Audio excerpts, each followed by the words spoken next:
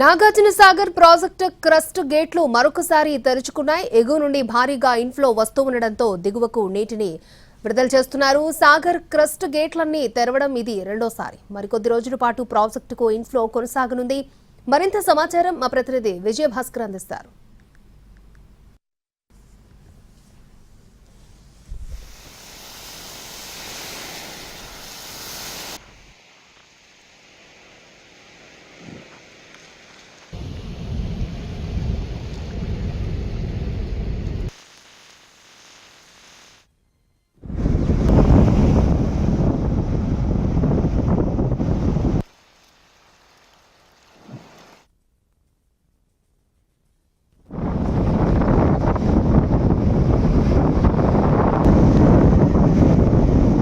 కృష్ణా పరివాహక ప్రాంతాల్లో భారీ వర్షాలు కురుస్తుండడం, శ్రీశైలం నుండి దిగువకు నీరు వస్తుండడంతో నాగార్జునసాగర్ ప్రాజెక్టు నిండుకుండలా మారింది. 589.40 అడుగులకు చేరడంతో ఎగువ నుంచి వస్తున్న వరదను అంచనా వేస్తున్న అధికారులు 26 క్రస్ట్ గేట్లను తెరిచారు. 26 క్రస్ట్ గేట్లను 5 ఫీట్ల మేర తెరిచి దిగువకు నీటిని విడుదల చేస్తున్నారు. గడిచిన 3 రోజుల నుంచి కూడా ఎగువ నుంచి భారీగా ఇన్ఫ్లో వస్తుంది. ఈ నేపథ్యంలోనే 2 గేట్ల నుండి మొదలైన అవుట్ఫ్లో దాదాపు ఇప్పుడు 26 క్రస్ట్ గేట్లను తెరిచి దిగువకు నీటిని విడుదల చేస్తున్నారు. ఈ సీజన్లో 26 క్రస్ట్ గేట్లు తెరుచుకోవడం ఇది రెండవసారి.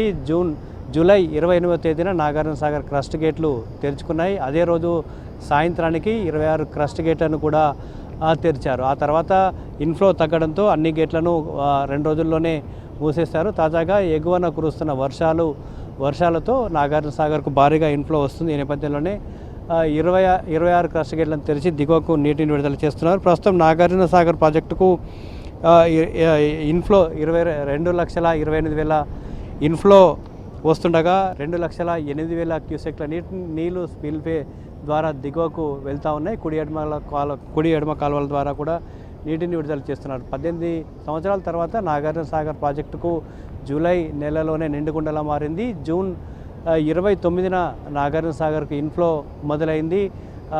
క్రస్ట్ గేట్ శ్రీశైలం నుండి క్రస్ట్ గేట్ల ద్వారా నీరు దిగువకు వచ్చింది.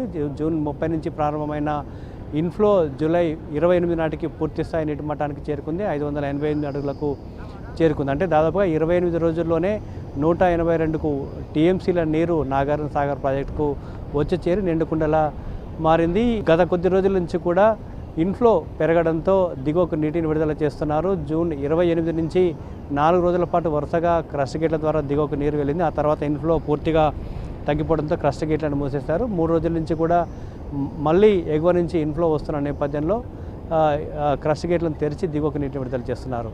ఈ జూలై 28 నుంచి ఈ రోజు వరకు దాదాపుగా 11.5 లక్షల క్యూసెక్ల నీరు దిగువకు వెళ్ళిపోయింది. అంటే దాదాపుగా 70 టీఎంసీల నీరు నాగార్జునసాగర్ ప్రాజెక్టును దాటుకొని సముద్రంలోకి వెళ్ళిందని చెప్పుకోవచ్చు. మరోవైపు నాగార్జునసాగర్ ప్రాజెక్టుకు అక్టోబర్ 2వ వారం వరకు ఎగువన వర్షాలు కురిసే అవకాశం ఉంటుంది. కృష్ణా పరివాహక ప్రాంతాల్లో వర్షాలు కురుస్తాయి కాబట్టి ప్రాజెక్టుకు ఇన్ఫ్లో మొదలవుతుంది. ఇప్పటికే నాగార్జునసాగర్ ప్రాజెక్టుకు సంబంధించి 589.40 అడుగుల వద్ద ప్రస్తుత నీటి మట్టం ఉంది. 590 అడుగులు గరిష్ట నీటి మట్టం కాగా ఇప్పటికే 589.40కు చేరుకుంది. 310 టీఎంసీల నీటి నిల్వ ఉంది. ఎగువ నుంచి ఇంకా వరద వచ్చే అవకాశం ఉంది. రాబోయే రోజుల్లో కూడా కృష్ణా పరివాహక ప్రాంతంలో వర్షాలు కురుస్తాయి. ఈ నేపథ్యంలోనే ఎగువ నుంచి వస్తున్న ఇన్ఫ్లోను కూడా పూర్తిగా దిగువకు విడుదల చేస్తున్నారని చెప్పుకోవచ్చు.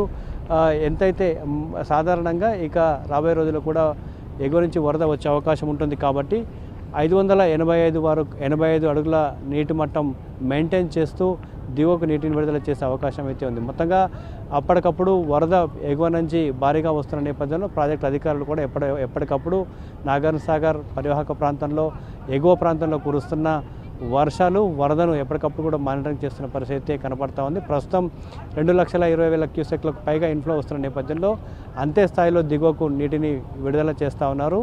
దిగువకు నీటిని విడుదల మరికొద్ది రోజుల పాటు కొనసాగే అవకాశం ఉందని చెప్పుకోవచ్చు. కెమెరామెన్ బాలుతో విజయభాస్కర్, ఎన్టీవీ, నల్గొండ జిల్లా.